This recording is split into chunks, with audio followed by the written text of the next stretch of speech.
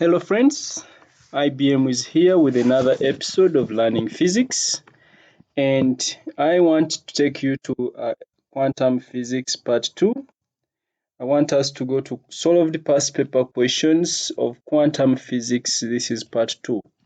Remember I said quantum physics can be traced from two major people, but to be specific, quantum physics is as a result of Max Planck's paper on black body radiation, where he proposed that actually energy of electromagnetic radiations from a black body existed in small packets or small amounts, so we say that energy is quantized.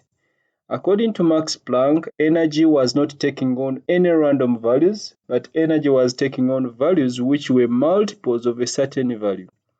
Albert Einstein in 1905, he went further and extended Max Planck's theory of quantum of energy of a black body. Albert Einstein extended it to light, and his argument was that light is produced in small packets of energy, and it remains in those small packets until it is absorbed. Of course, today we know that those small packets of energy that form electromagnetic radiations are what we call photons. So that is the basis of quantum physics. Of course, in quantum physics, we are always trying to disregard the wave theory of electromagnetic radiations. We are trying to look at the wave theory as being insufficient enough to explain electromagnetic radiations, because these scientists are actually proposing that light can also be considered to have particle-like properties, that is in quantum physics. So remember I said last time in part 1 that actually in quantum physics we are going to discuss things such as we are going to look at the photon energy, photoelectric emission, questions about the wave particle duality, that is light existing as both a wave and as a particle, or light having both wave-like properties and particle-like properties, and then momentum of a photon, electron energy levels. I think those are the most basic concepts we shall always be finding in the questions of quantum physics. Don't forget to subscribe and share this video with your friends. Remember to download the document which is attached in the description, so that you can always follow these videos when you have a printed hard copy of these past paper questions. This is more useful for people doing Cambridge physics, because this is entirely following the Cambridge system. Okay, without wasting any time, let's go back to our quantum physics past paper questions to start from where we stopped in part 1. So in part 1, I guess we stopped on page 479, and I want to start with page 480. So on page 480, the first question is asking, I'm going to be very slow because I want to write very well this time. Some data for work function energy phi and threshold F naught of some metal surfaces are given here. You can see for sodium, they have given us work function. For zinc, for platinum, they have given us the threshold frequency for sodium. For zinc, we don't have the threshold frequency for platinum. State what is meant by threshold frequency. Remember from one of the questions that we saw, there exists a minimum frequency below which no photoelectric emission occurs. There exists a certain frequency below which no electrons can be released from a metal surface, and that frequency is what we call the threshold frequency. So the threshold frequency can be defined as the minimum frequency of electromagnetic radiations below which no photoelectric emission occurs, or below which no electrons are released from a surface. So this is the minimum frequency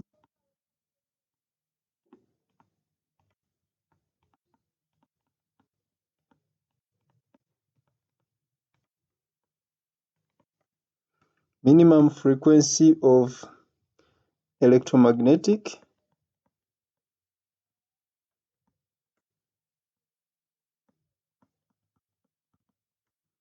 electromagnetic radiation, below which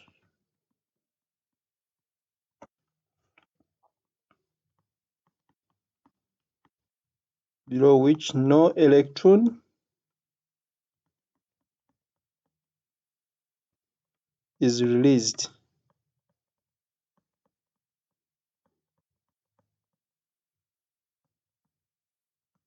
from a metal surface.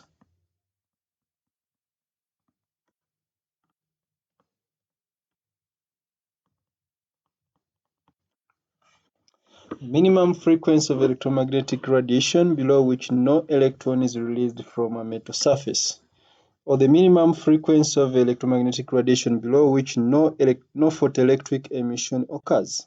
That is the threshold frequency.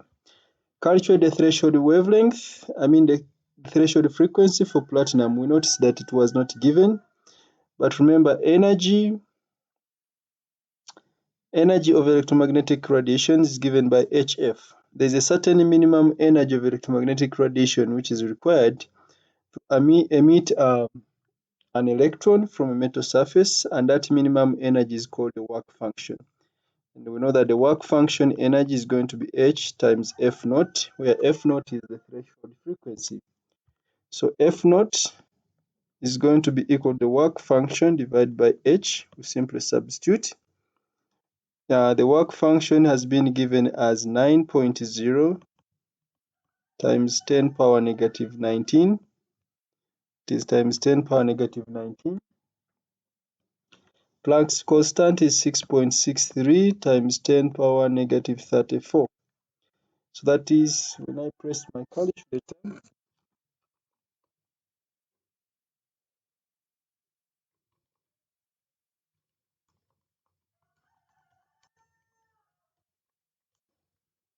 so from my calculator, the threshold frequency is 1.4 times 10 power 15 Hertz.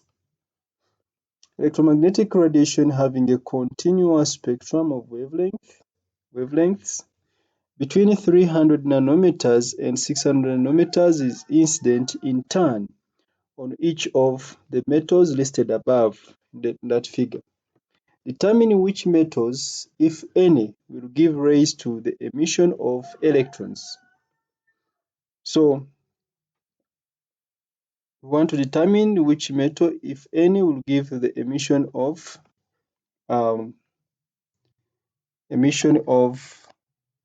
electrons. So light is in this wavelength. So we look for the threshold of these the thresholds. Of course, first of all, you notice that for zinc, the threshold wavelength for zinc, we can try to find it for zinc. Because we have the threshold frequency, we can predict the threshold wavelength for zinc. I don't have enough space for working, but I'll try to find it here. Threshold wavelength for zinc. Of course, I'm using the formula C is equal to lambda times F. I have the threshold frequency. Let me check the threshold wavelength for zinc.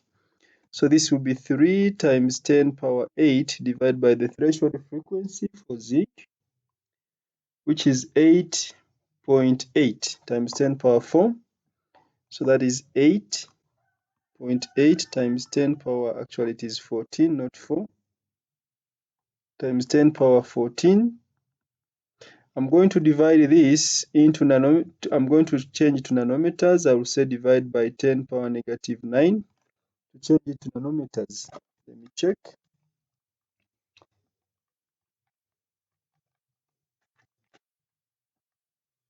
Three exponent 8 divided by 8.8 exponent 14 divided by exponent negative 9. So I am getting the threshold for zinc as being 340 nanometers. That is threshold for zinc. And you see that the threshold for zinc is within that range.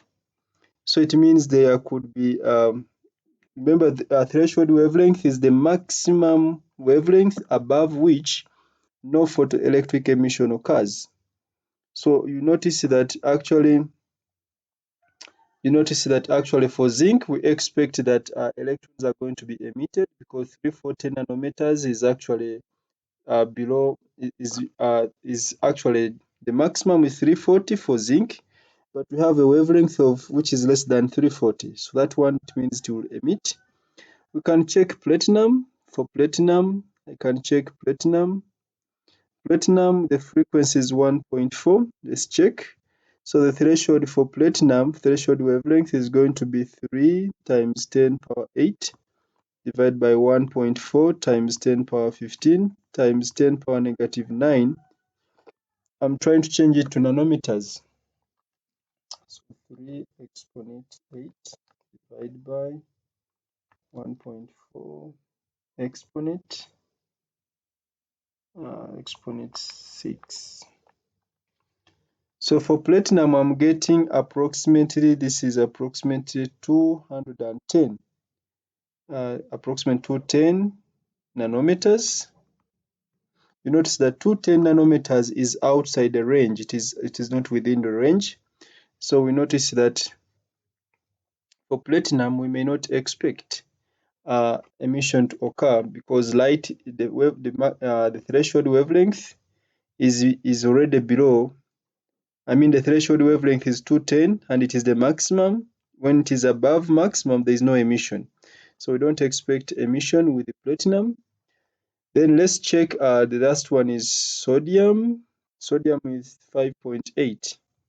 So wavelength, threshold wavelength for sodium, this is going to be 3 times 10 power 8 divided by 5.8 times 10 power 14, then times 10 power negative 9 to change it to nano. 3 exponent 8 divided by 5.8 exponent 6. So for this one, is it exponent? No, it's not exponent 6. For this one, I'm getting 520 nanometers to two significant figures. And you see that 520 is within the range. So remember, this was zinc. This is platinum. We are seeing platinum, it's not going to be possible. And this one is sodium. So we can conclude by simply saying that zinc has threshold wavelength of 340 nanometers. Platinum has threshold wavelength of 210 or 220 depending on how you round it off. And then sodium has threshold wavelength of about 520 nanometers. So emission is going to be from sodium and zinc. So emission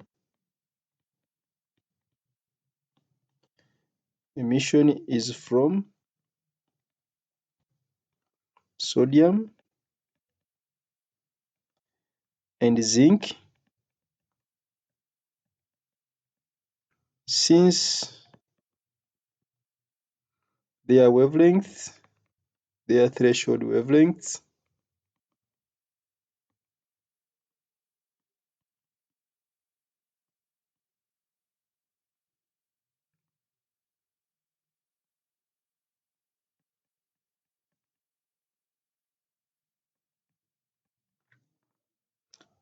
are in the range.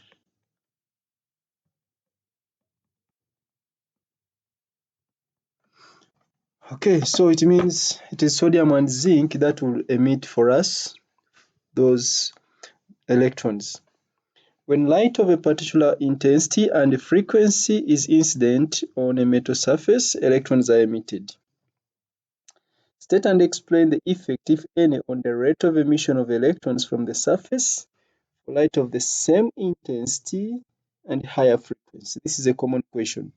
As long as the intensity does not change, but the frequency is increased, it means we have a higher photon energy for each photon. And the higher photon energy at a constant intensity means we shall have fewer photons per unit time arriving on the metal surface. We said if intensity is defined as power per unit area, and power is energy over time, so this will be energy over T times A. And the energy of a photon is given by, there are many photons, I will say N times HF for each photon. N is the number of photons, then divide by T, then divide by A. So if the intensity does not change, yet the photon energy, the frequency has been increased, but the intensity is not changing. So it means the only option we have is N and T are most likely going to, N over T is most likely going to be smaller incident on the same area, because you notice that number of photons per unit time is inversely proportional to the frequency. Therefore, we can say that each photon has larger energy.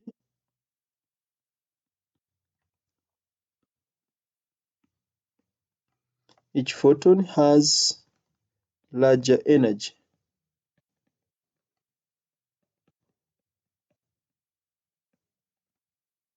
So fewer photons. So we expect fewer photons per unit time. So fewer photons per unit time. And if we have fewer photons per unit time incident on the area, then it means the number of electrons emitted from that area also is going to be smaller per unit time. And thus, fewer electrons. Fewer electrons emitted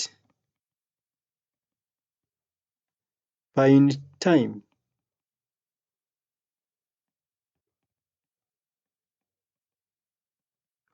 So somebody would think that actually if the intensity does not change, and then the number of electrons emitted also doesn't change.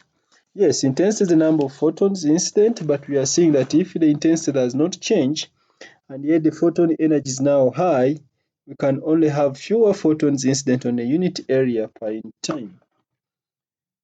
Okay, the emission spectrum of atomic hydrogen consists of a number of discrete wavelengths. Explain how this observation leads to an understanding that there are discrete electron energy levels. Discrete. The word discrete is like specific energy levels. Energy of electromagnetic radiations or energy of electrons in an atom are always quantized, meaning energy takes on values which are actually multiples of a certain value. Electrons in atoms also occupy specific energy levels. They don't occupy any random energy levels. So we say energy is quantized. So they are saying the emission spectrum of atomic hydrogen consists of a number of discrete wavelengths, specific wavelengths. Explain how this observation leads to an understanding that there are discrete electron energy levels. I want you to note that each wavelength, because energy is equal to Hf, which is equal to Hc over lambda. Each value of wavelength corresponds to a specific value of frequency, which corresponds to a specific energy change. It corresponds to a specific energy change. And therefore, if there is only a specific energy change, then it means there are discrete energy levels, because discrete energy changes implies that there are only specific energy levels. So we simply say that each wavelength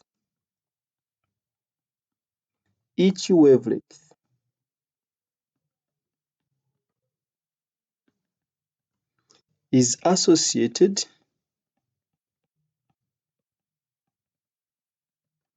with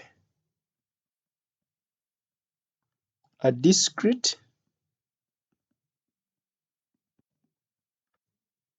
change in energy.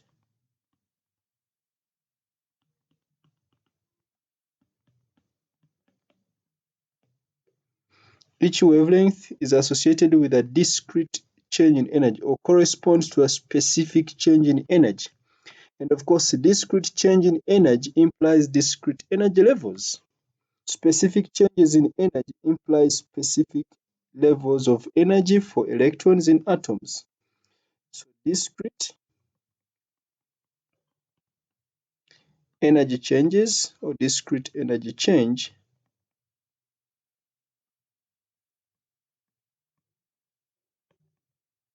implies discrete energy levels.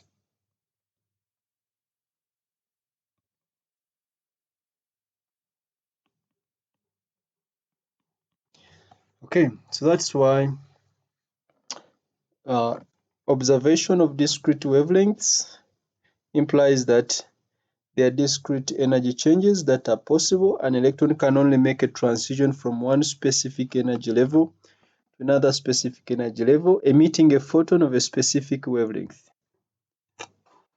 Okay, some electron energy levels in atomic hydrogen are illustrated here.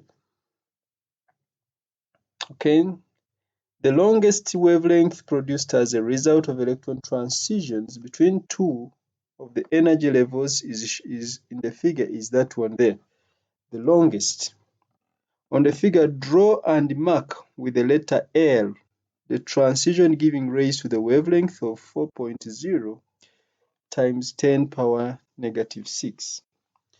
So we just know that the longest wavelength corresponds to the smallest change in energy, because remember, energy is equal to F, which is Hc over lambda.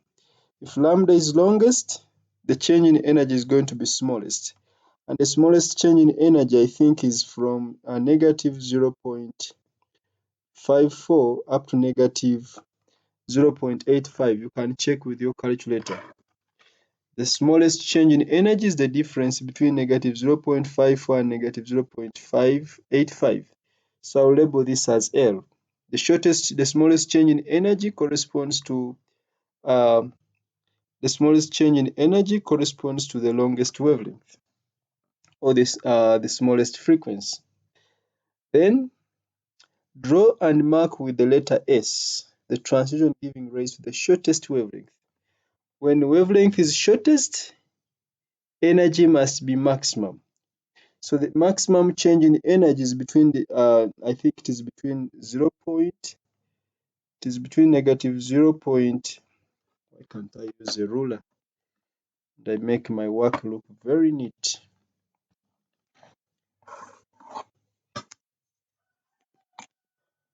So the longest energy change is from negative 0.54 to negative 3.4 electron volts. This is the highest energy change.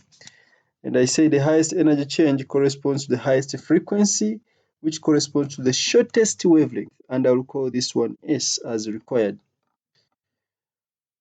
Calculate the wavelength for the transition you have shown in Roman 1 part 2. Okay.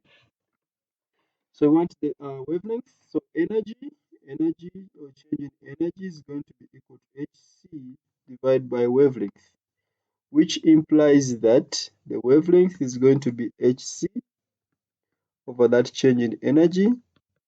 So this is going to be 6.63 times 10 power negative 34, that's Planck's constant, times 3.0 times 10 power 8. This is divided by the change in energy for the shortest wavelength. So it is between negative 3.4 and negative 0.54. So I'm subtracting to find the change in energies. So the negative 0.54 is the highest, so it will be negative 0.54 minus negative 3.4 electron volts. I have to change from electron volts to joules.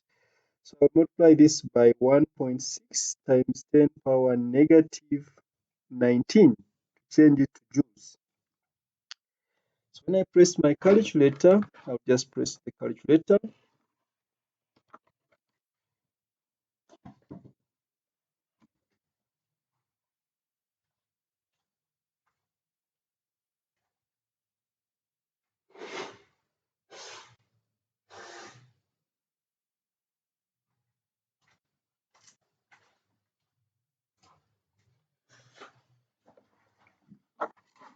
So from my calculator, this is 4.4 times 10 power negative 7 to two significant figures. Avoid writing answers which are not exact to less than two significant figures. Avoid writing answers which are not exact to less than two significant figures.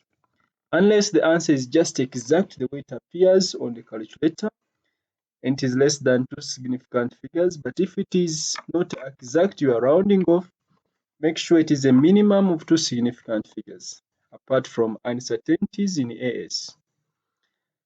Okay, photon energies in the visible spectrum vary between approximately 3.66 electron volts and 1.83 electron volts. Determine the energies in electron volts of photons in the visible spectrum that are produced by transitions between the energy levels shown above. Photon energies in the visible spectrum must be in that range. So let us see, determine the energies. We want to see which energies are in the visible spectrum that are produced by such transition. So we have to check and see which energy difference is within that range. So let's check. If I start with the first transition, I will start with negative 0. We have seen negative 0.54 minus negative 3.4. This one gives us, from my calculator, this one gives us 2.86 electron volts. 2.86 electron volts, and you notice that this one 2.86 is within the range, so that one is possible. That photon is emitted. Let's check the second one. We can also say negative 0.54 minus negative 1.5. Negative 0.54, 0.54, 1.5, 0.54. So this one is 0.96, which is outside the range. 0.96 electron volts, so that one is outside. We go to the third. The next one is negative 0.54 minus negative 0.85. This one, without even trying, I know it is outside the range. 0.85 minus 0.5. So this is 0.31 electron volts, so that is outside the range. Let me move to the next one. The next one I have negative 0.85 minus negative 3.4. I think this gives us 2.55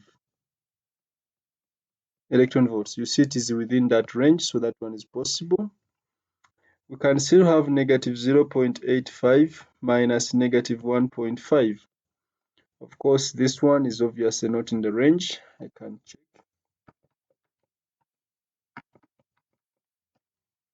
So this is 0.65, which is outside the range. I can also check. Now I'm going to negative 1.5 minus negative 3.4. Negative 1.5 minus negative 3.4.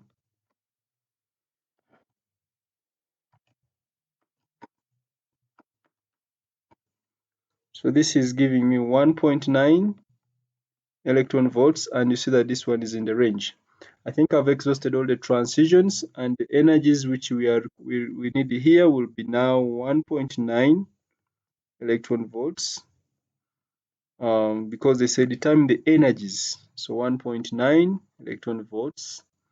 We talk about 2.55 electron volts, and we have 2.86 electron volts. So those are the energies that are possible here.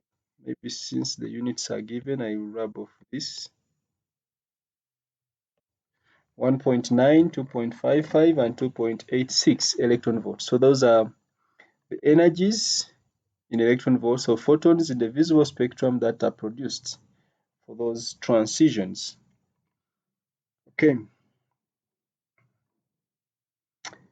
Number 7, I think this is a repetition of the previous question that we have just answered. So we just answer it for completeness. Threshold frequency, that is the minimum wavelength. Minimum frequency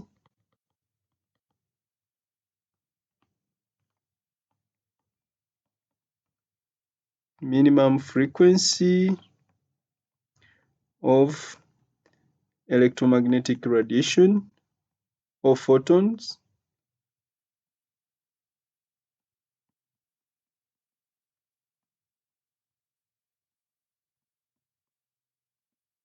minimum frequency of electromagnetic radiation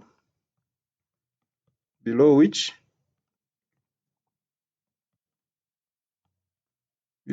no electrons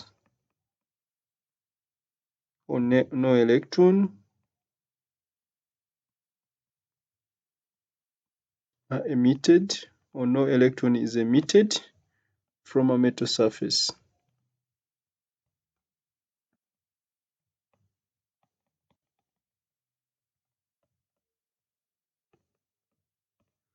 The minimum frequency of electromagnetic radiation below which no electrons are emitted or released from a metal surface. Okay, we have already calculated the threshold frequency, and we said the threshold frequency is the work function divided by h. The work function divided by h, which was 9.0 times 10 power negative 19, divided by 6.63 times 10 power negative 34. I think it gave us 1.4 times 10 power 15. We also answered this question where we saw that we got the threshold wavelengths for zinc. Wavelength for zinc was 340 nanometers, and platinum, wavelength for platinum was actually 210 nanometers to two significant figures, or you may get 220 when you use a more precise value of frequency. Then we saw that for sodium, lambda was around 520 nanometers. So we saw that emission is from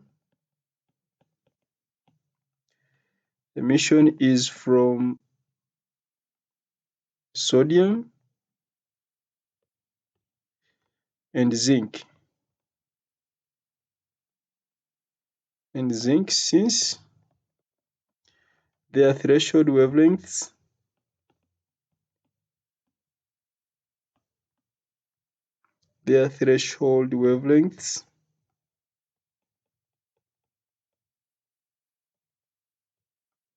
were in the range.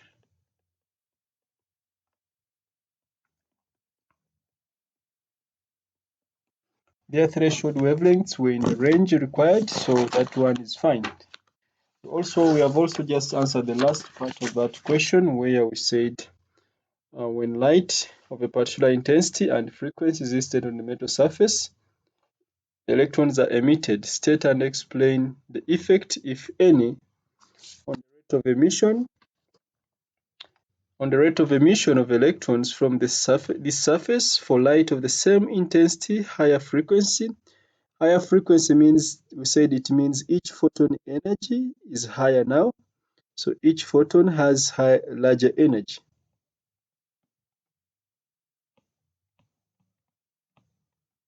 Each photon has larger energy.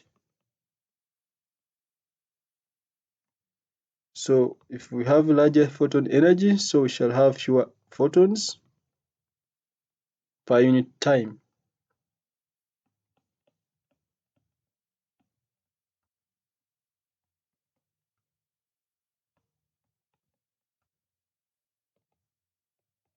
So we have fewer photons per unit time, and if we have fewer photons incident on the surface, and thus fewer electrons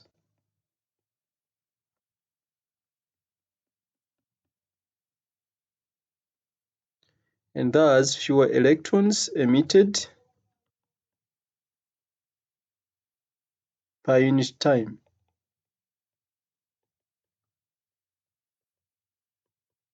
And thus fewer electrons emitted per unit time.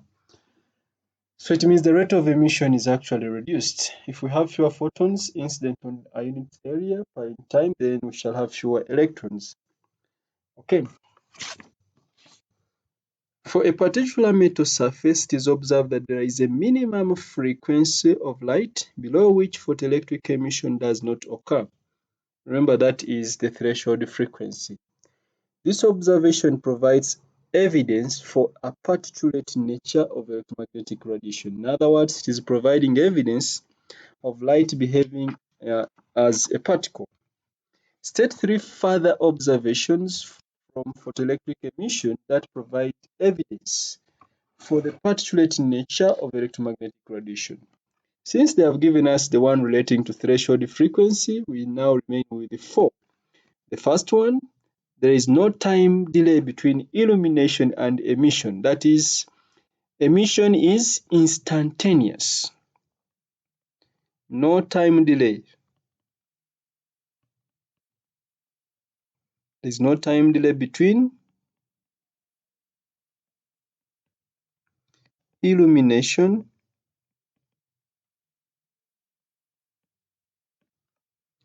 and emission. In other words, I'm saying emission is instantaneous.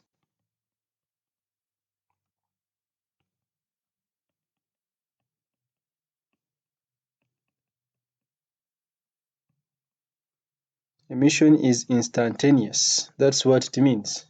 Instantaneous emission. Number 2, the maximum kinetic energy of electrons depends on frequency. Maximum kinetic energy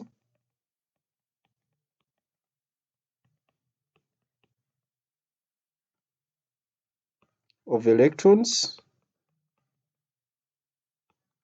depends on frequency.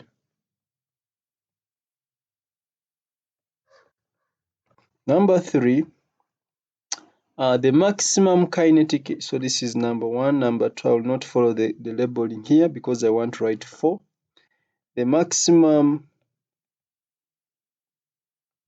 kinetic energy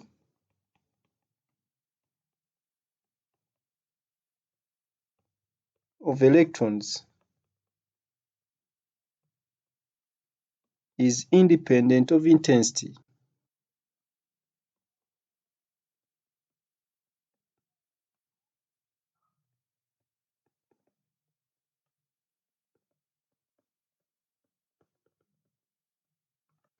Maximum kinetic energy of electrons is independent of intensity.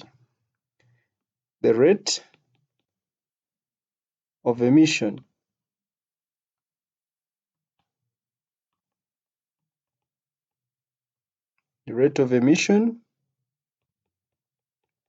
of electrons depends. The rate of emission of electrons depends or is proportional to the intensity.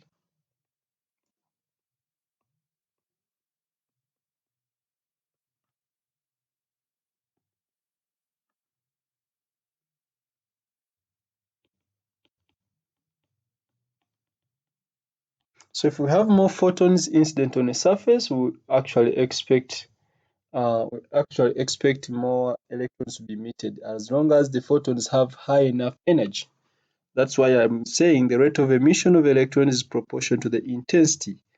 As long as we have photons of high enough frequency, the rate of emission is proportional to the intensity. Okay. Some data for the variation with the frequency of the maximum kinetic energy Emax of electrons emitted from metal surface are shown here. Okay, explain why emitted electrons may have kinetic energy less than the maximum at any particular frequency. Of course, we saw that some electrons reside on the surface while others reside below the surface. Those electrons residing on the surface do not need much energy to set them free, so the excess energy remaining as kinetic energy will be higher. Yet, for the same photons incident on the metal surface, some of those photons are going to bring electrons which are below the surface to the surface. So think of this being the surface, and there are electrons on the surface, and there are those which are below the surface. A photon of the same energy is giving energy to an electron on the surface. This electron will have a lot of energy as its kinetic. An identical photon is giving its energy to an electron below the surface. Much of the energy of the photon is going to be wasted on coming to the surface. So what remains to give it kinetic energy is now going to be less than the maximum. Therefore, we can simply say that the surface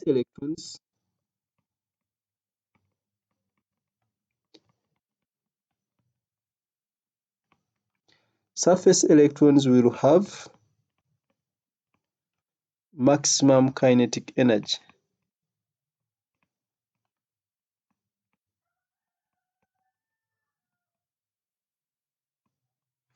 Surface electrons will have maximum kinetic energy. Photon interaction with electrons may be below the surface, and energy is required to bring the electron to the surface. So I would say photon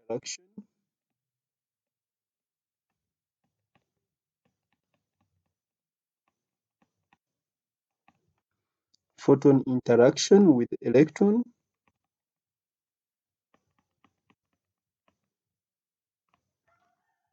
may be below the surface. And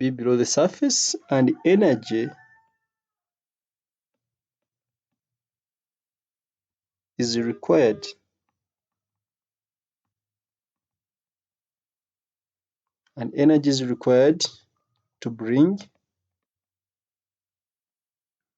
electrons, or to bring an electron to the surface. Imagine a photon whose energy is 20 electron volts. Part of it is used to bring it to let's say 10 volts is used to bring it to the surface. What remains is going to be 10 electron volts. But if a same photon of 20 electron volts is interacting with an electron on the surface, almost all the 20 electron volts is given to the electron as kinetic energy. So that is what I'm trying to explain here. Use the figure to determine the threshold. So we just extrapolate this line. Use your ruler to extrapolate this line. Let me also try and see what I will get.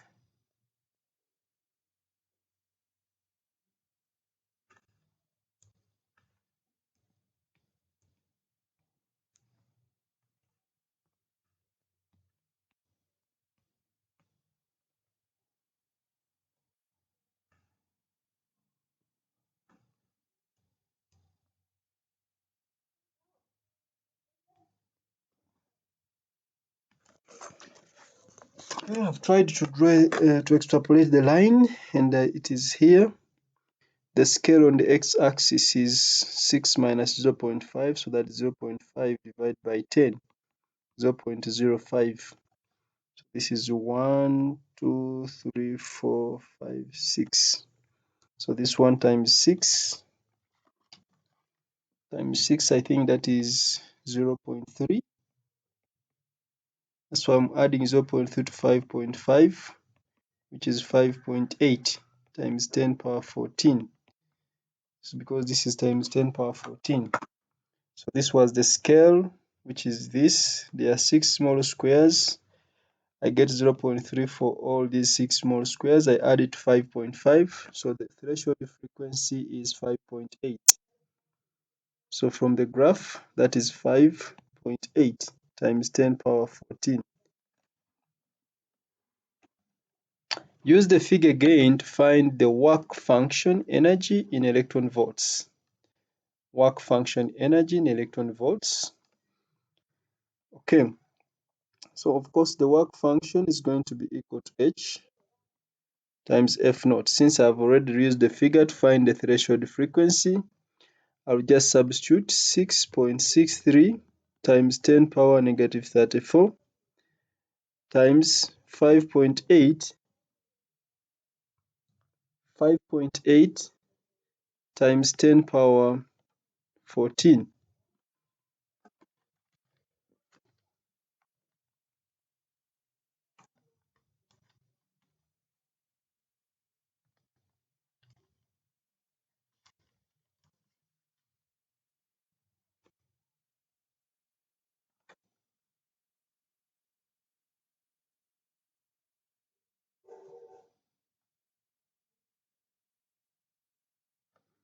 So the work function is 3.84 times 10 power negative 19, but I want the answer in electron volts. So the work function is going to be 3.84 times 10 power negative 19 divided by 1.6 times 10 power negative 19 to change it to electron volts.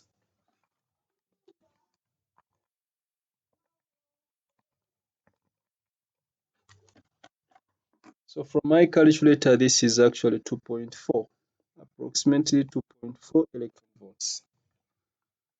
Light of wavelength 590 nanometers is incident normally on a surface as illustrated here.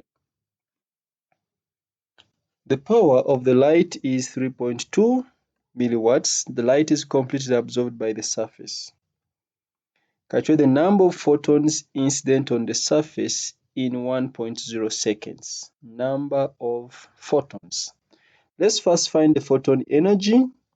The energy of the photons is going to be given by hc over lambda, energy of one photon actually. So this is 6.63 times 10 power negative 34, 3 times 10 power 8 divided by, the wavelength was 590. So I'll say 590 times 10 power negative 9 to change it to meters. Answer?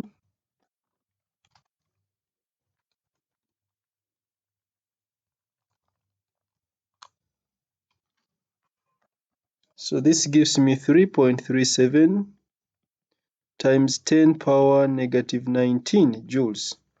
That is the energy of one photon.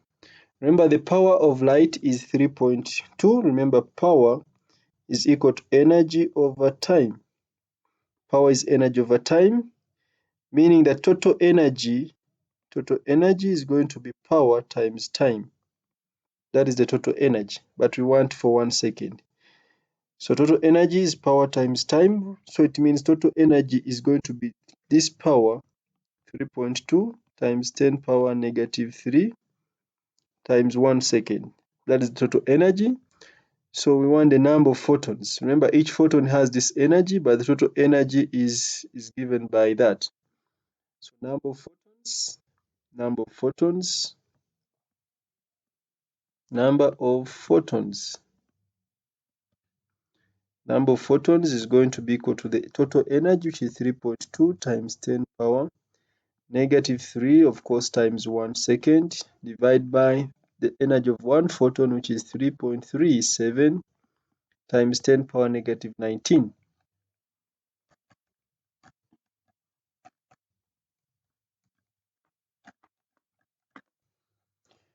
So this is giving me, let me check, double check, 3.2.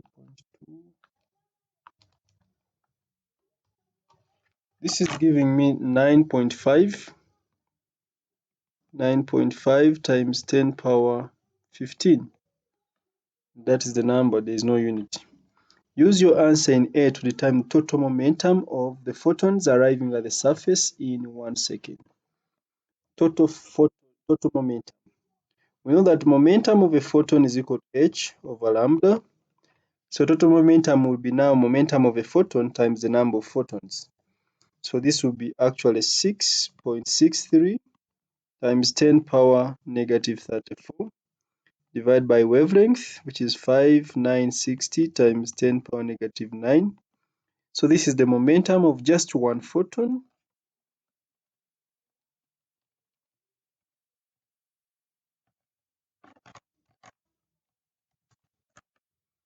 So the momentum of one photon is 1.12 times 10 power negative 27 Newton seconds or kilogram meters per second. That's for one photon.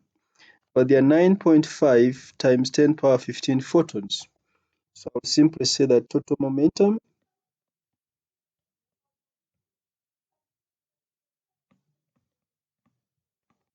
is equal to 9.5 times 10 power 15 times 1.12 times 10 power negative 27.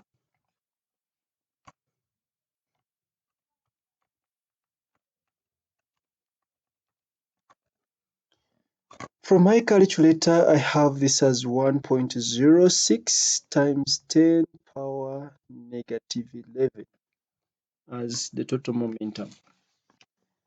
Okay, use your answer again in part A to determine the force exerted on the surface by light. We know what force is from AS. Force is the rate of change of momentum.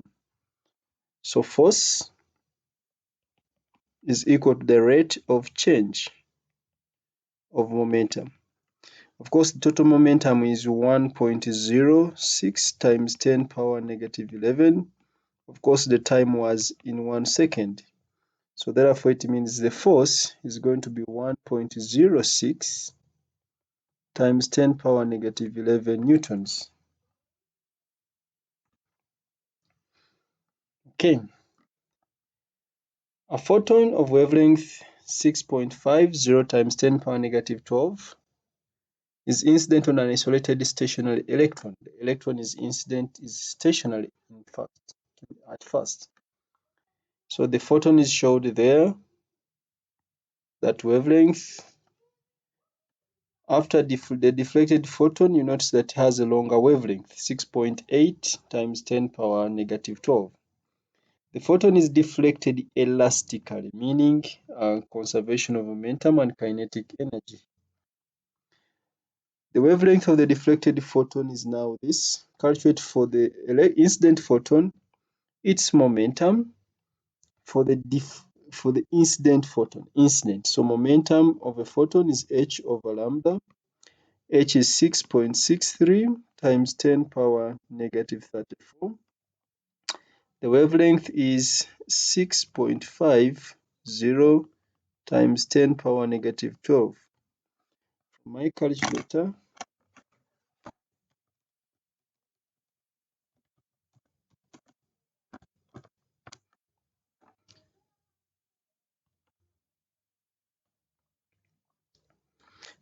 calculator, the momentum is 1.02 times 10 power negative 22. Then the energy of the incident photon, energy again is given by hc over lambda, but also remember, by the way, momentum can be energy over c, so I could even find energy from momentum times c. I can use hc over wavelength, but I can also just use energy as being momentum times c. So I'll use this one, 1.02 times 10 power negative 22 times c, 3 times 10 power 8.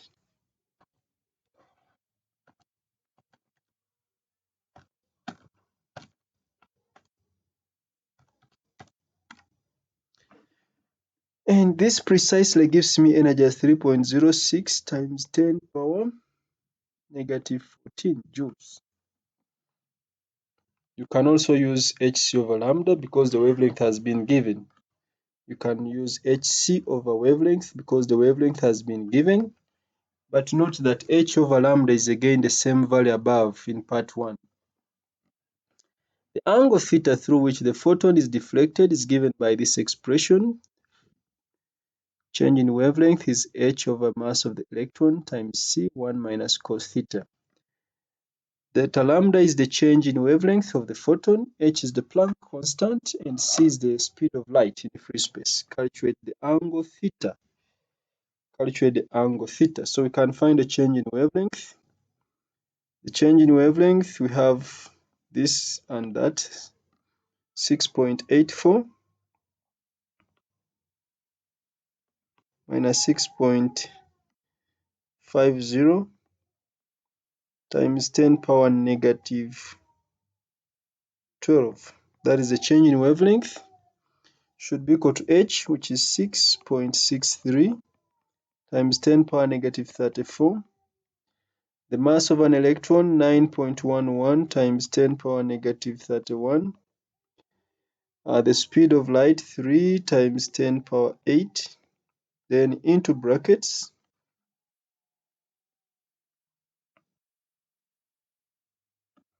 1 minus cos theta. So I'll just cross multiply this and I get theta. So 6.84 minus 6.50 exponent negative 12. I multiply this by 9.11 times 10 power negative 31. I multiply this by 3 exponent 8. Then I divide by 6.63. 6.63 times 10 power negative 34. Okay, so I'm going to take 1 the other side. The negative disappears. I get the cos inverse.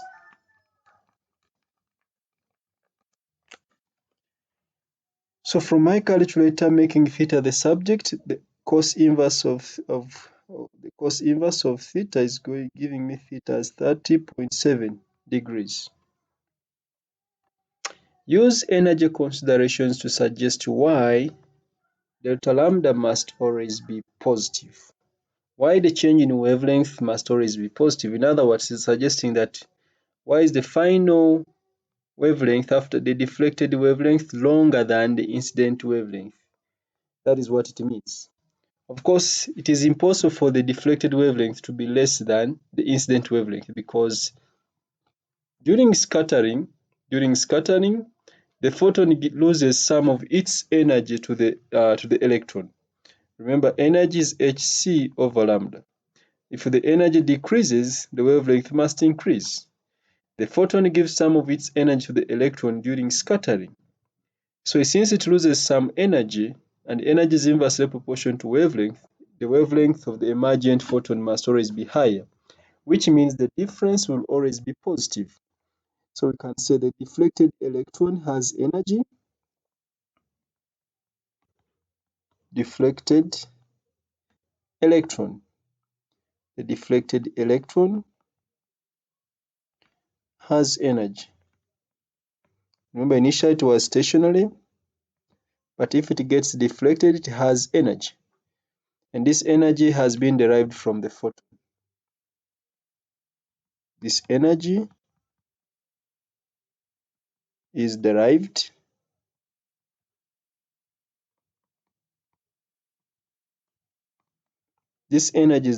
from the incident photon.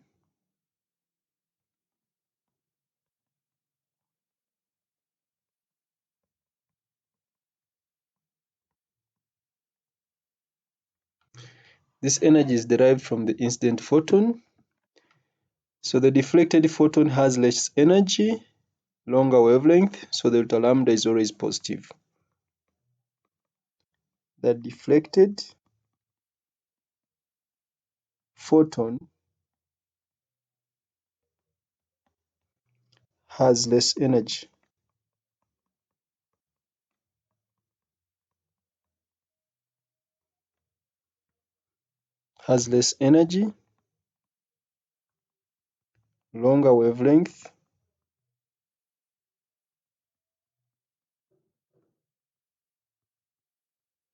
Longer wavelength, so delta lambda, that is change in wavelength, is always positive.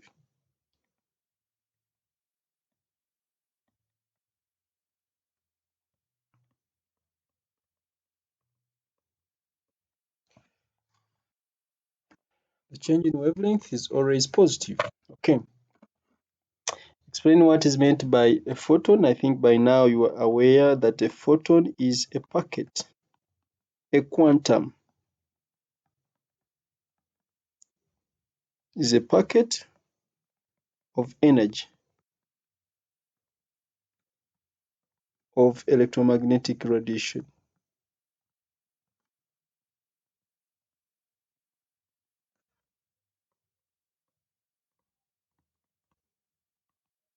A photon is a packet of energy, a quantum of energy of electromagnetic radiation.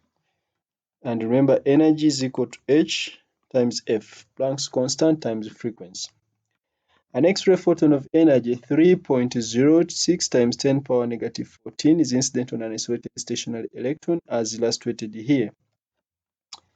So the energy incident photon is that. The wavelength of the deflected photon is given. The photon is deflected elastically. That is, there is conservation of energy here. The deflected photon has this wavelength. On the figure, draw an arrow to indicate a possible initial direction of motion of the electron after the photon has been deflected. Of course, if there should be conservation of momentum here, then the electron is going to also move at an angle this side. So the photon is going to take that direction. So that is going to be the direction of the electron if momentum is to be conserved. Calculate the energy of the deflected photon. Energy of the deflected photon, these are now is equations. Energy is equal to H C over wavelength. H is 6.63 times 10 power negative 34, 3 times 10 power 8. The wavelength is 6.80 times 10 power negative 12. I just press my calculator here.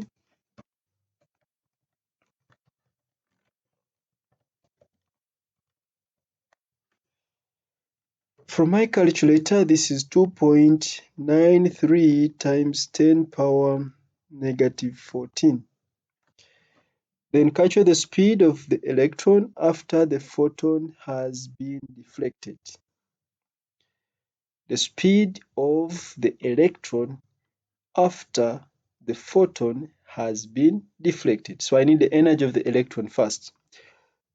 So I have the energy of the deflected photon, I have the energy of the incident photon. So the energy which is given to the electron must be the difference between those two values. Therefore,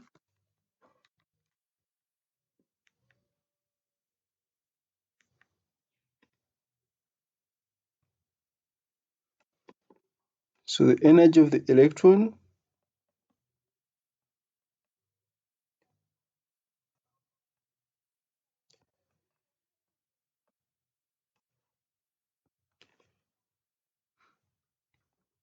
the energy of the electron is going to be now the difference in the energies, that is 3.06 minus 2.93 times 10 power negative 14. That is the energy of the electron. Then, of course, energy, assuming this is kinetic energy. If this is kinetic energy, Ek is equal to a half m v squared. So V is going to be equal to twice the energy, twice times the kinetic energy divided by the mass under the square root. So I'll just substitute. So this is going to be the square root of 2 times the energy, which is, I think this difference is 3.06 minus 2.93. So this is 0.13 times 10 power negative 14 divided by the mass. Since it is the mass of an electron, so I'll put here 9.11 times 10 power negative 31. multiply and find with my calculator. 2 times 0.13 exponent negative 14 divided by 9.11 exponent negative 31 square root. So this is approximately 5.3 or 5.4 depending on how you round it off. 5.3 times 10 power 7 meters per second. Okay, explain why the magnitude of the final momentum of the electron is not equal to the change in magnitude of the momentum of the photon. Explain why the magnitude of the final momentum of the electron is not equal to the change in magnitude of the momentum of the photon. I want you to note that momentum is a vector quantity.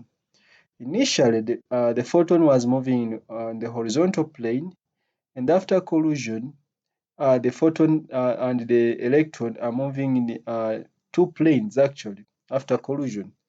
So because momentum is a vector quantity, after collision or after the incident photon colliding with the electron, the direction is also very important. So the magnitudes cannot be the same because there's a change in direction. Okay, so we shall simply say momentum is a vector quantity.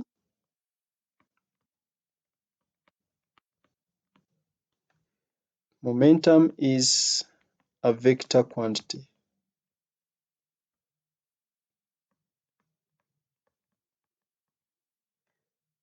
And so must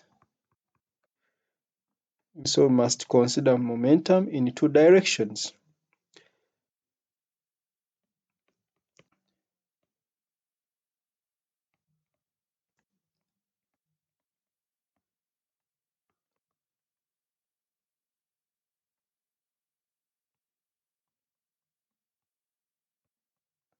Momentum is a vector quantity, so we must consider momentum in two directions. Or you could simply say direction changes, so cannot just consider magnitude. Or we can simply say direction changes.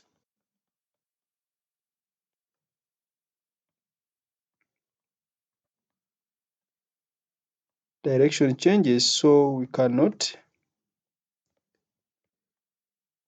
just consider magnitude.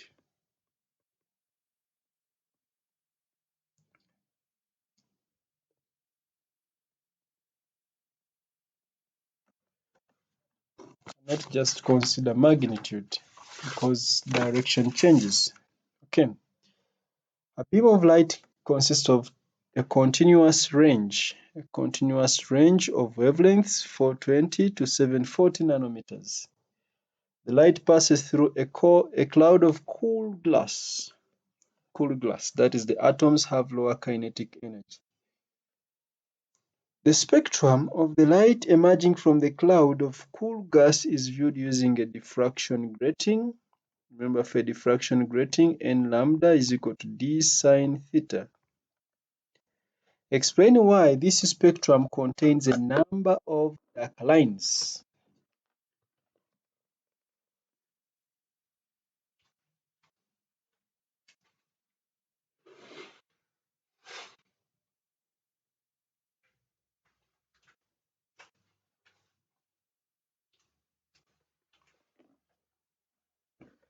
So why is it that when the light emerges from the cool gas, its spectrum has some dark lines? It has a number of dark lines.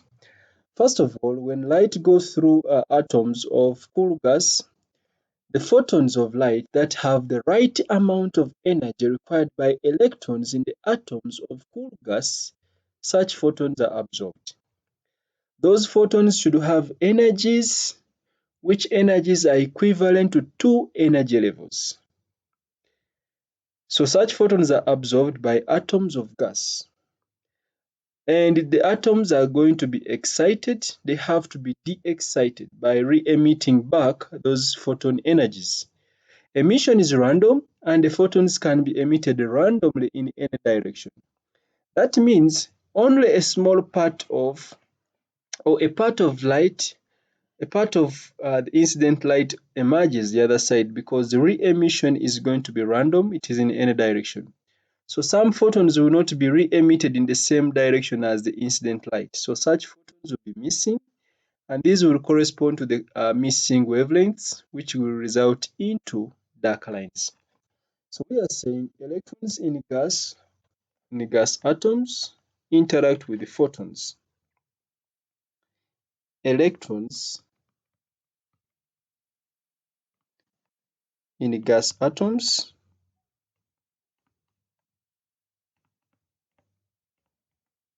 interact with photons.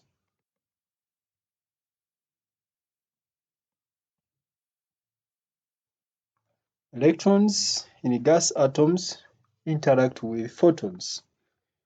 Photon energy causes the electrons to move to higher energy levels, that is excited. Photon energy causes photon energy causes electrons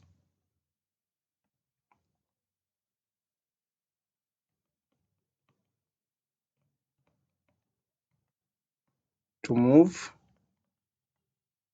to higher energy levels. Let me just look at single electron to make my essay look nice. Photon energy causes an electron to move to a higher energy level.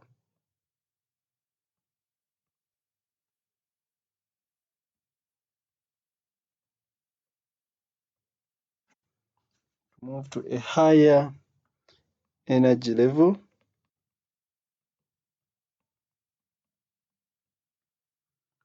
In bracket, I'm saying excited.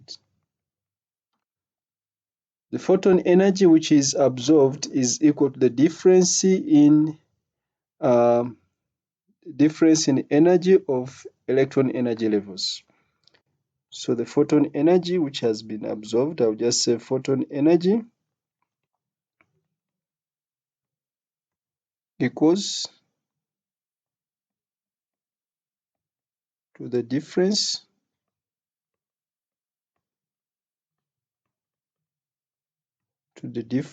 in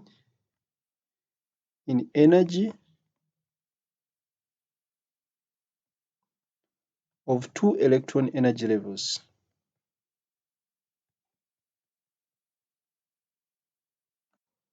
Two electron energy levels.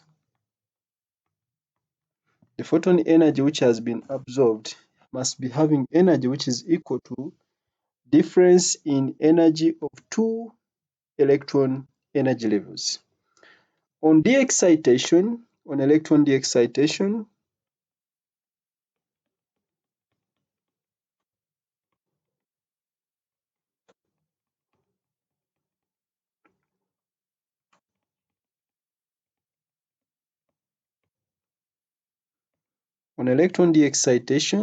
the photons are emitted in all directions.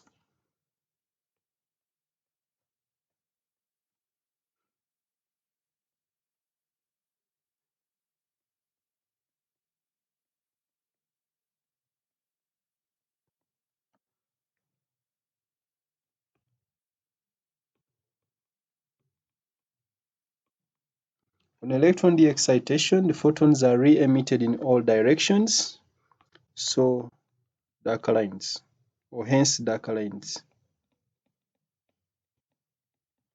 So we are going to have the darker lines because when electrons de-excite, they do not emit the photon energies in the same direction as the incident light. The emission is random. It is in all directions. So some photons may not be re-emitted in the same direction as the incident light. Such photons which are not re-emitted in the same direction as the incident light will be missing in the spectrum seen on the screen. Okay. Some of the electron energy levels of the atoms in the cloud of gas are represented in the figure. Light of wavelength 420 nanometers has photon energy of 2.96 electron volts. Calculate the photon energy in electron volts of light of wavelength 740 nanometers. So we want photon energy. Energy is equal to hc over lambda, or you could even know that energy is inversely proportional to wavelength, and you find that energy. But I can just use this simpler one. Energy is going to be 6.63 times 10 power negative 34 times 3.0 times 10 power 8 speed of light. The wavelength is 740 times 10 power negative 9. I want this energy in electron volts. So I will divide again by 1.6 times 10 power negative 19 to change it to electron volts. So from my calculator,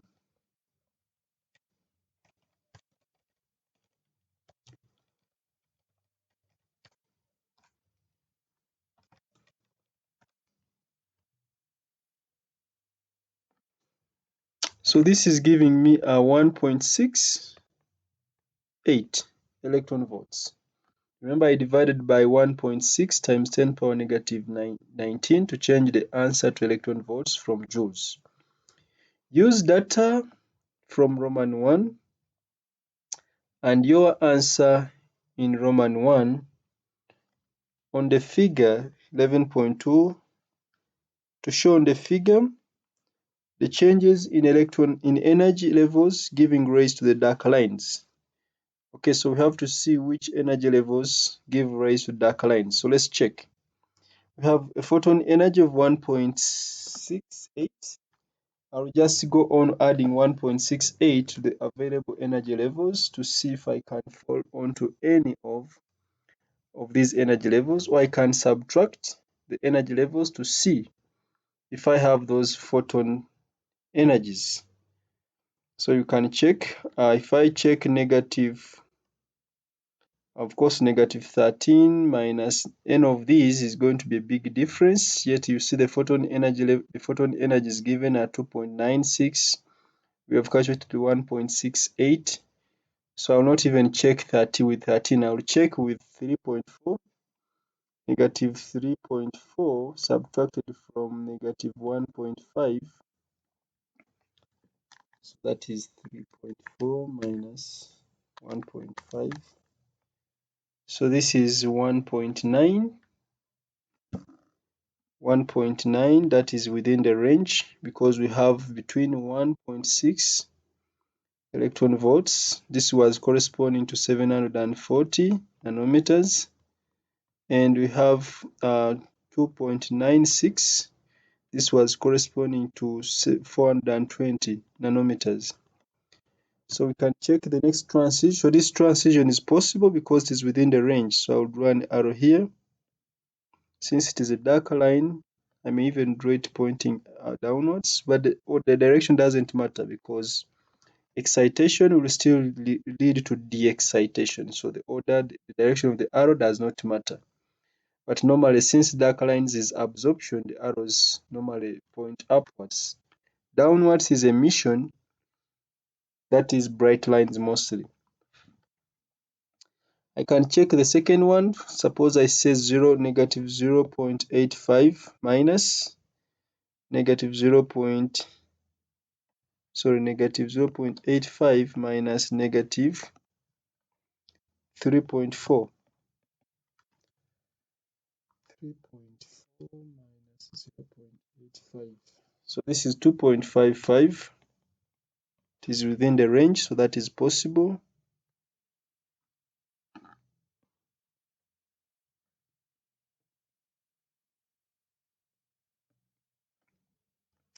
I can also check 0.54 minus negative 3.4. 3.4 minus 0.85. No, 3.4 minus 0.54. This is 2.86. It is within the range, so this transition is possible. I will draw an arrow there. It is within the range which is given. We can check the last one up. Negative 3.38 minus 0. Negative 0. No.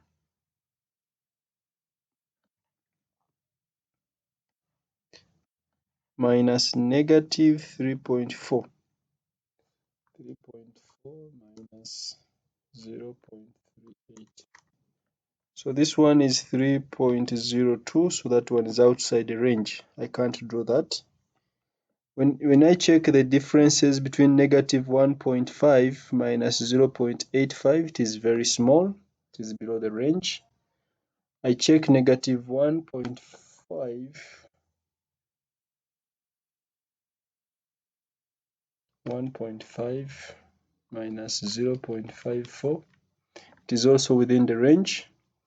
1.5 and 0.38. It is also below the range. So it means we have only these transitions. The difference in energies are not within that range. So these are the only possible transitions as required. So they wanted us to draw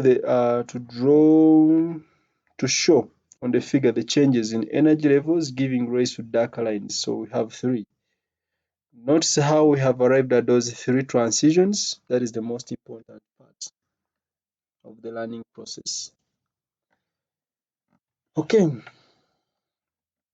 Briefly describe two phenomena associated with the photoelectric effect that cannot be explained using the wave theory.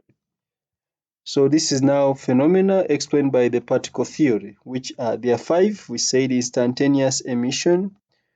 Instantaneous emission, we said maximum kinetic energy depends on frequency. Maximum kinetic energy does not depend on intensity. There is a threshold frequency below which no electrons are emitted. We also said that the rate of emission depends on intensity. So you can begin with instantaneous. I don't know why the spelling of instantaneous is a problem to me.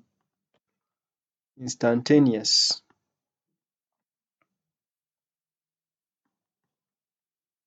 Instantaneous emission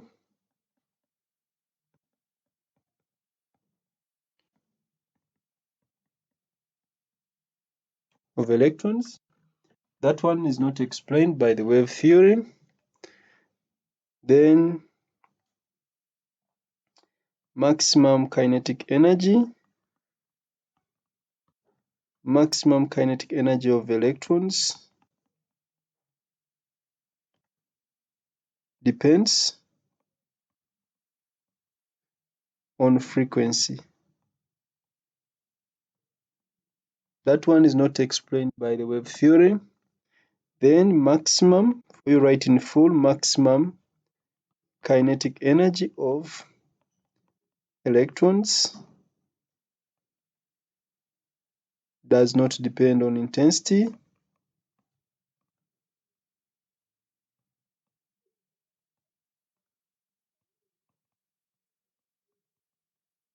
The wave theory would predict that maximum kinetic energy depends on intensity, but that is not true. There is a threshold frequency.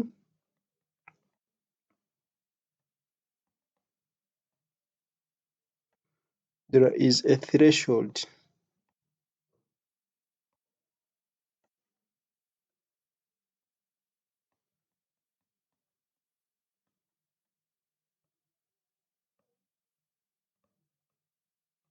Below which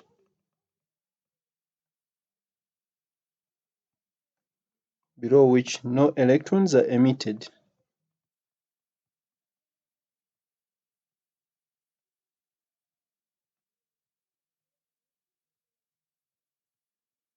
That one is also not explained by the wave theory.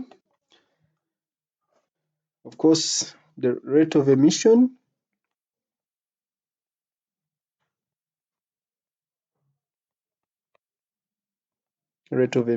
depends on intensity. So these are the 5 properties, those are the 5 phenomena that are explained by the particle theory, but not the wave theory. Okay, the maximum energy Emax of electrons emitted from the metal surface when illuminated by light of wavelength lambda is given by the expression there. Identify the quantity lambda naught. Of course, we have been mentioning this, that lambda naught is the threshold wavelength.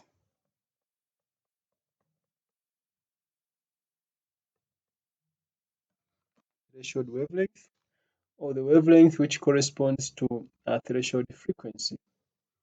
Threshold wavelength, or the wavelength which corresponds to threshold frequency, that is lambda naught. You can simply say a threshold wavelength without wasting any time. Okay. The variation with 1 over lambda of Emax for the metal surface is shown in the figure here.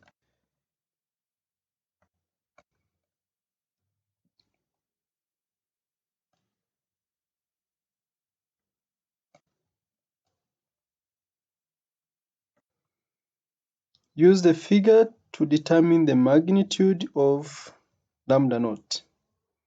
Use the figure to determine the magnitude of lambda naught. So the figure is going to give us the intercept, which is going to be 1 over lambda naught. So I will prolong this line. You use a straight ruler to prolong the line and see where it cuts.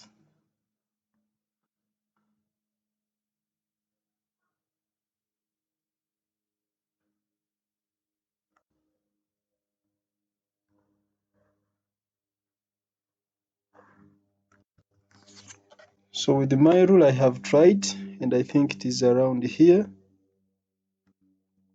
And using the scale is 1.5, 2.0 minus 1.5, that is 0.5 divided by 10, which is 0.05.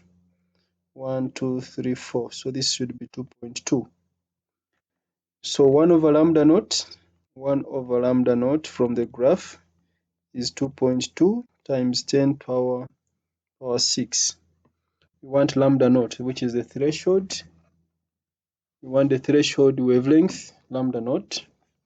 So you just get the reciprocal. So lambda naught is going to be 1 over 2.2 times 10 power 6, which is lambda naught is 1 over 2.2 times 10 power 6. From my calculator, this is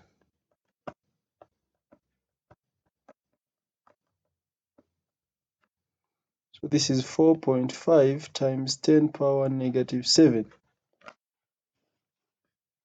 You may change it to nanometers in case you want it in nanometers, you can change it. Use the gradient of the figure to determine a value for the Planck constant. Use the figure to determine a value for the Planck constant. Let's first see the relationship between the Planck constant and other quantities. Remember, energy of a photon hf is equal to work function hf naught plus Emax. That is Einstein's equation. Hc over wavelength is equal to hc over lambda naught plus Emax. They have plotted a graph of Emax on the y-axis. This is going to be equal to hc times 1 over wavelength plus hc over lambda naught. A graph of Emax against 1 over lambda gives us the gradient as hc. So we shall simply say that the gradient is equal to hc. The gradient is equal to hc, it is a constant. And what is the gradient? You can find the gradient.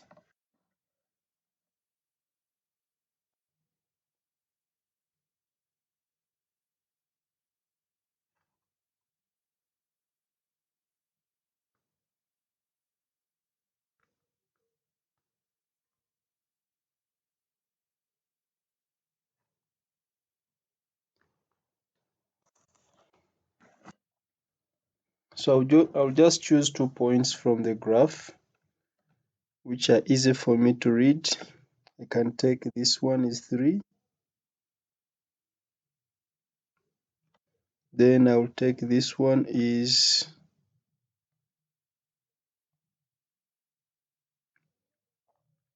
okay, so I'll check the y values and the x values to find the gradient.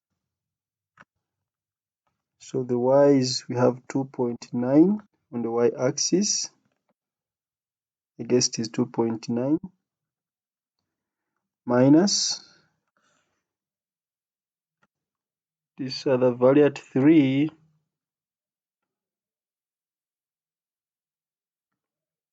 1, 2, 3, 4, 5, 6, that is minus 2.6, divided by the x values. This is, remember the scale on the x was 0.05, so this is 3.65. 3.65 minus 3.00. So on the y-axis it is times 10 power negative 19. On the x-axis it is times 10 power 6. So that is the gradient. That is the gradient.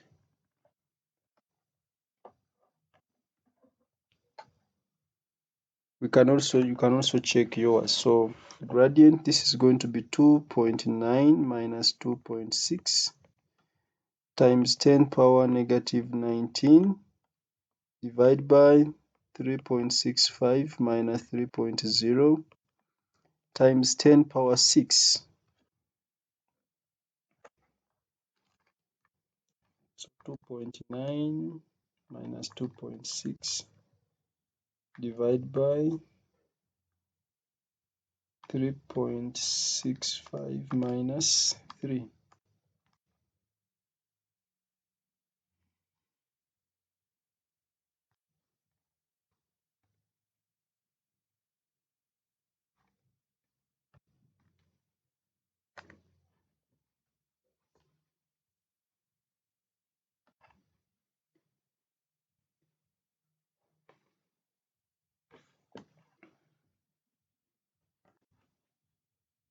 2.9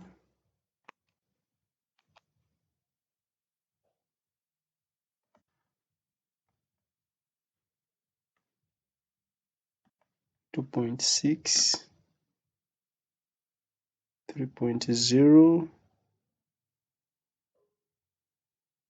3.65.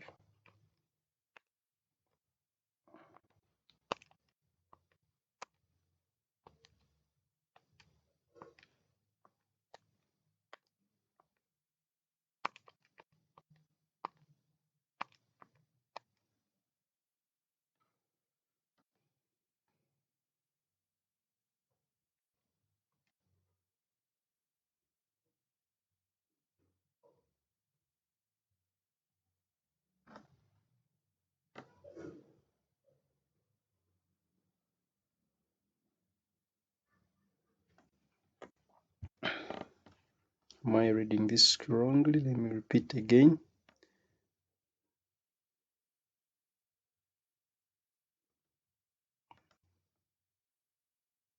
Oh, sorry, this is not 2.6, it is 1.6.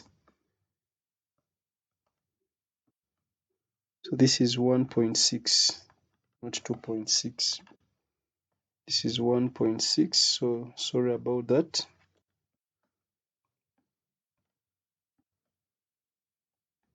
That's 1.6. So 2.9 minus 1.6 exponent negative 19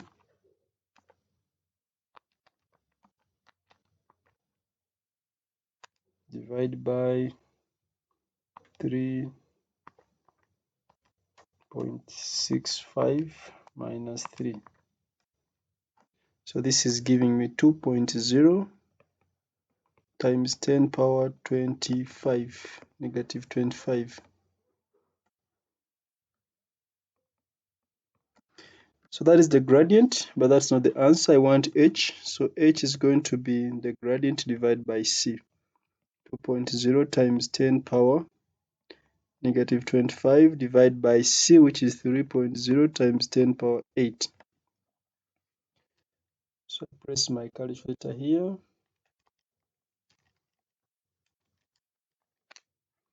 So this is 6.7 times 10 power negative 34 joule seconds.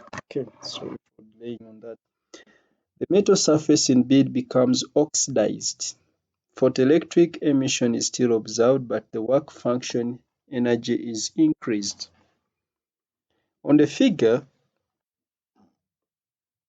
draw a line to show the variation with 1 over lambda of Emax of the oxidized surface. The work, remember the gradient is a constant, it depends on Hc, so it means the gradient is not going to be affected. The lines in quantum physics will always be parallel to each other. So the work function phi is equal to hf naught, which is equal to hc times 1 over lambda naught. The work function energy has been increased. It means 1 over lambda naught is also a higher value. So it means we are going to sketch our line on the left, on the right of the current line. Because 1 over lambda naught is higher than the one which we got here, our second value of 1 over lambda naught should be higher than 2.2. Remember, the lines are always going to be parallel. They're going to be parallel. So 1, 2, 3, 4, 5. 1, 2, 3, 4, 5, 6. 1, 2, 3, 4, 5, 6. Okay, I'm just going to try and draw a parallel line to the one which is already there. Extremely parallel, because the gradient is the same, but what is changing is the intercept, or 1 over lambda naught. So the line will be somewhere here. Extremely parallel. Because the work function has been increased, 1 over lambda naught is also higher. It means 1 over lambda naught is higher, but lambda naught itself is smaller. That's what it means. Okay. Explain what is meant by a photon. Of course, that is a packet of energy.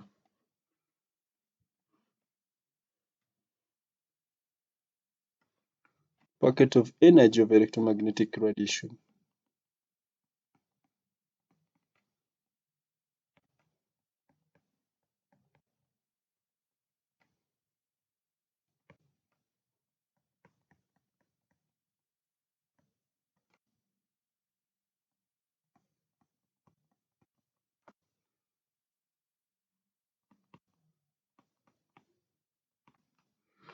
Packet of energy of electromagnetic radiation. Remember, energy is equal to H times F.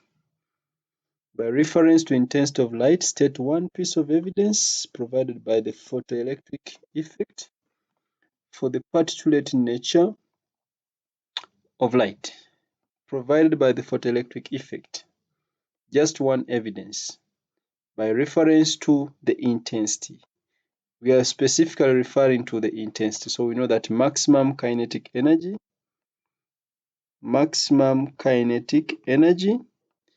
of electrons, or of emitted electrons,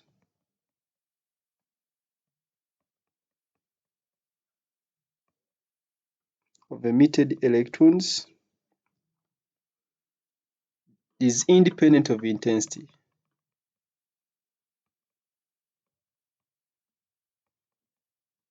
Is independent of intensity. Does not depend on intensity. That's one.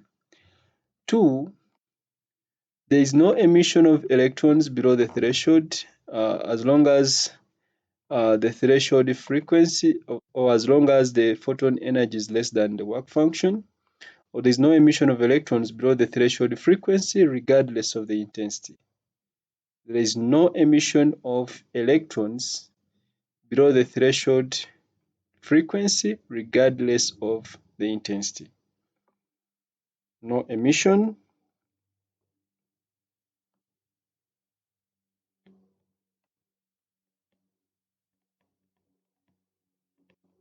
no emission of electrons. No emission of electrons below threshold frequency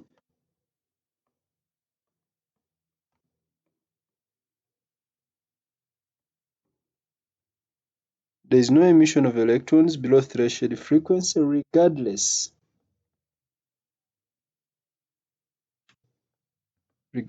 of the intensity.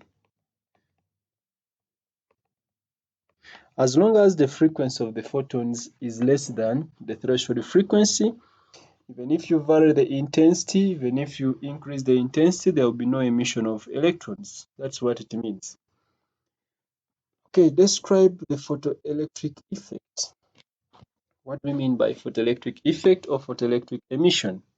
The release of electrons from a metal surface when light of high enough frequency is incident on it is what we call photoelectric emission or photoelectric effect. So this is going to be release of electrons from a metal surface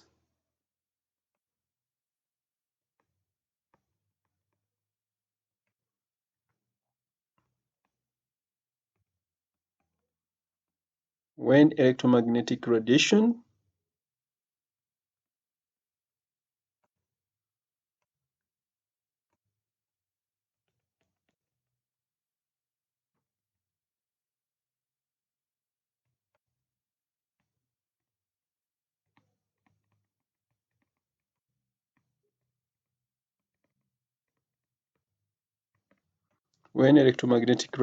of high enough frequency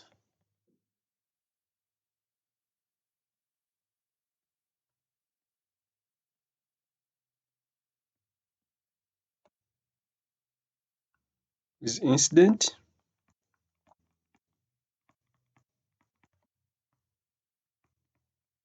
on it. So release of electrons from a metal surface when electromagnetic radiation of high enough frequency is incident on it is what we call the work function. Data for work function energy phi of metal plates or metals are shown here. We have sodium and zinc. State what is meant by a photon. Of course, we are now aware that a photon is a packet of energy of electromagnetic radiation. A packet of energy of electromagnetic radiation. A packet of energy of electromagnetic radiation, and energy is equal to H times F. Calculate the photon energy, the energy of a photon of the incident light. So energy is Hc over wavelength, 6.63 times 10 power negative 34, 3 times 10 power 8, divided by the wavelength, 420 times 10 power negative 9.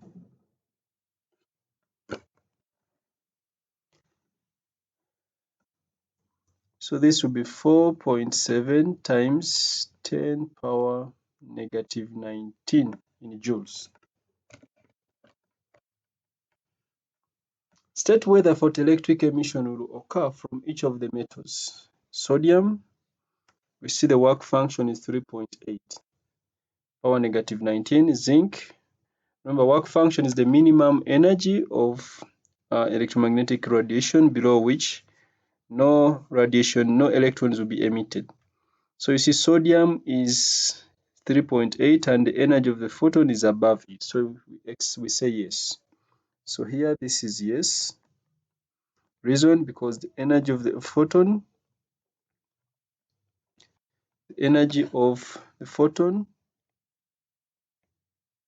is greater than the work function. And for zinc, we shall automatically say no, because the energy of the photon,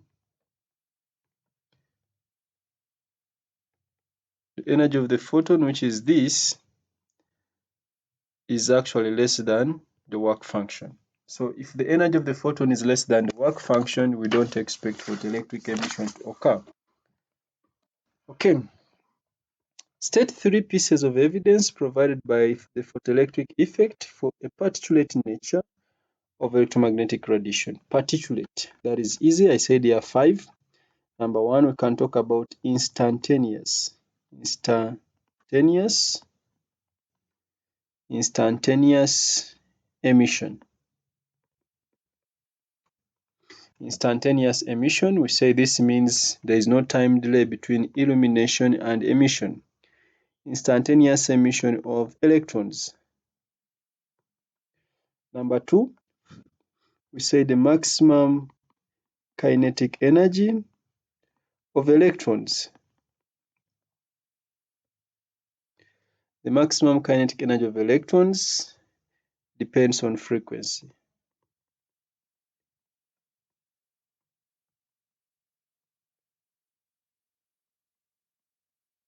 Number 3, we say that the maximum kinetic energy of electrons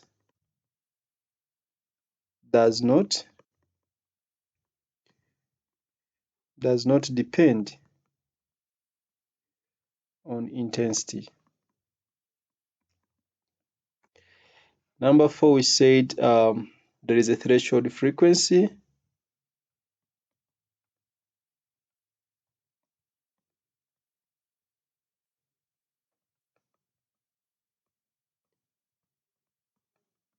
There is a threshold frequency below which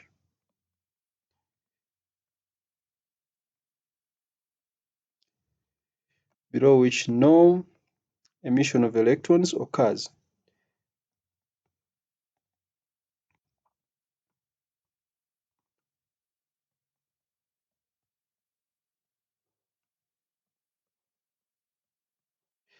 So there is a threshold frequency below which no emission of electrons occurs. We can also say number 5, the rate of emission of electrons. Rate of emission of electrons depends on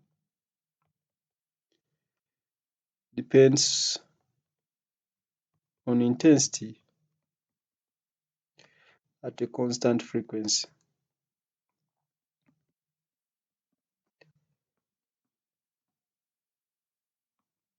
But remember, the frequency must be above threshold. The rate of emission of electrons depends on intensity as long as that is at constant frequency, but remember the frequency should be above threshold. The work function energies for some metals are given here: sodium, calcium, zinc, and silver. They have been given here. Each metal is irradiated with electromagnetic radiation of wavelength 380. Calculate the energy in electron volts of a photon of electromagnetic radiation of that wavelength. So photon energy is equal to Hc over lambda. This is 6.63 times 10 power negative 34 times 3 times 10 power 8 divided by 380 times, because it is nano, to be times 10 power negative 9. So we press our calculator, but remember we want the answer in electron volts. So I'll first press the calculator.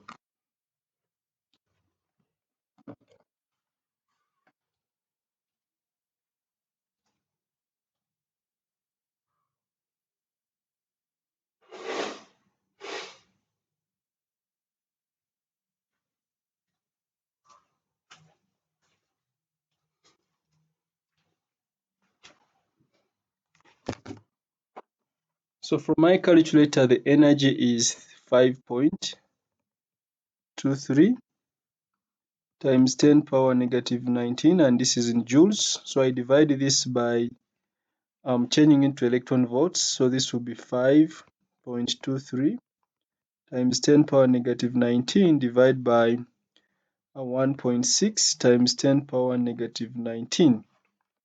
And this is automatically 3.3.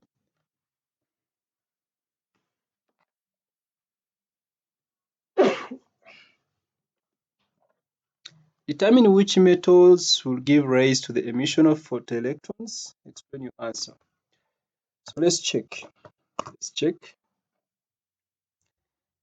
The energy of each metal is irradiated with electromagnetic radiation of this wavelength, which corresponds to 3.3.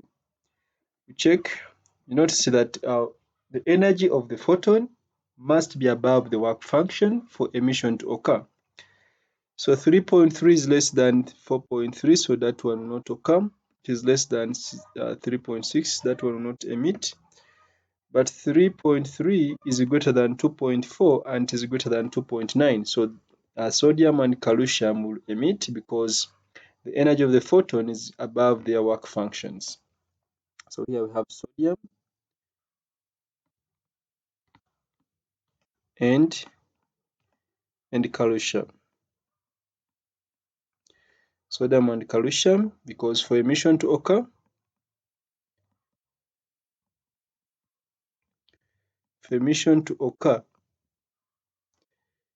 photon energy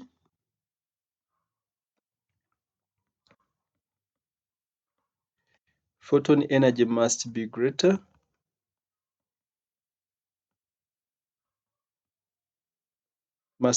than work function.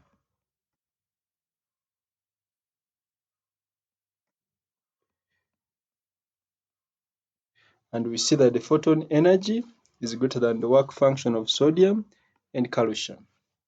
Okay. Photons of wavelength 380 are incident normal on a metal surface at a rate of 7.6 times 10 power 14 per second.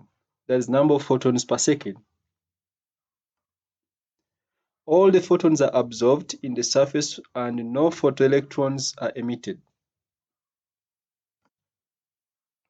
Calculate the force exerted on the metal surface by the incident photons.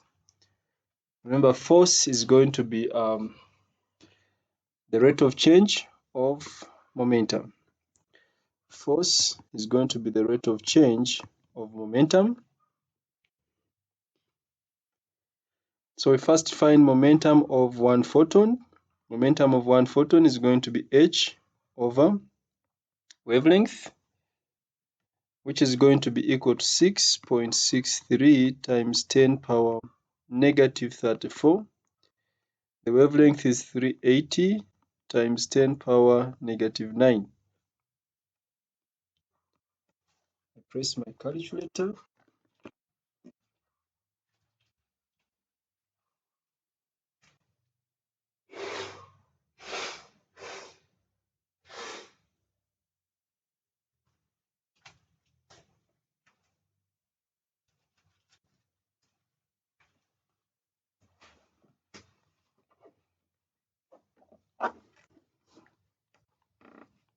So from my calculator, the momentum of each photon is 1.74 times 10 power negative 27.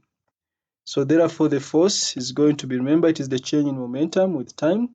This is the momentum of just one photon. So total change in momentum is going to be 1.74 times 10 power negative 27 times the number of photons per second.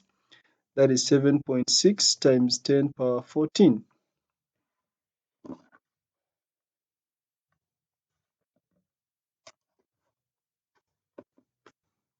And this gives me 1.3 times 10 power negative 12. Okay.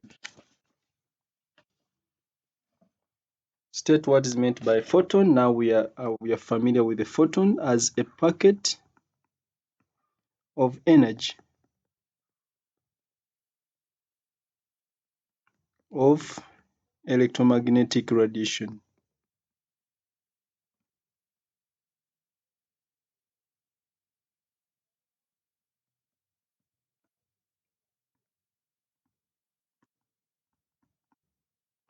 Remember, energy is equal to HF. The stationary cobalt-6 nucleus emits a gamma photon of energy 1.18 mega electron volts. Calculate the wavelength of the photon. So energy is equal to hc over lambda.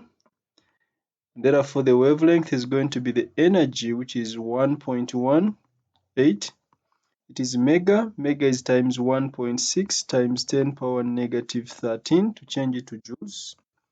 Divide by, I'm making lambda the subject, remember. No, that is not true. This will not be true. If I'm making lambda the subject, h is 6.63 times 10 power negative 34, 3 times 10 power 8, divided by energy, which is 1.18 times 1.6 times 10 power negative 13. So I press my calculator.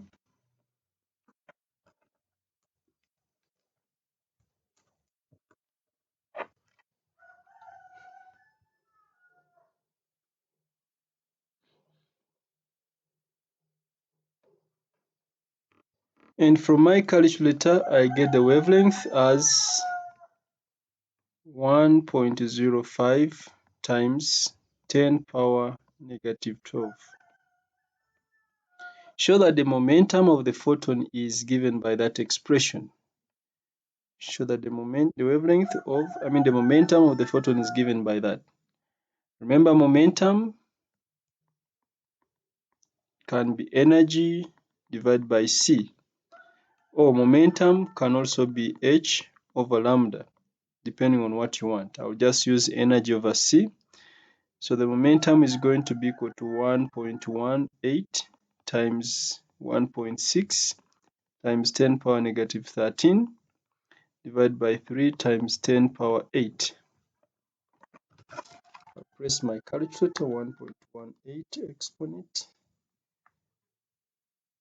sorry, times 1.6 exponent negative 13 divided by 3 exponent 8. So this is giving me 6.29 times 10 power negative 22, which is of course 6.3 times 10 power negative 22. Use information in B to determine the recoil speed of cobalt-6 nucleus when the gamma photon is emitted. So momentum is mass times velocity. We have the momentum, all we need is the mass. So momentum is 6.3 times 10 power negative 22. The mass of cobalt, since it is a cobalt nucleus, this is the mass in unified atomic mass units, which we shall change to kilograms because we know that 1 U is the same as 1.66 times 10 power negative 27 kilograms. So this will be 60 times 1.66 times 10 power negative 27, then times V. So I just divide both sides by 60 times 1.66 times 10 power negative 7. So from my calculator, I'm getting the speed as 6.3 times 10 power 3 meters per second. I think that is enough for today. Let's watch out for part 3. I beg to stop here for now and have a beautiful day.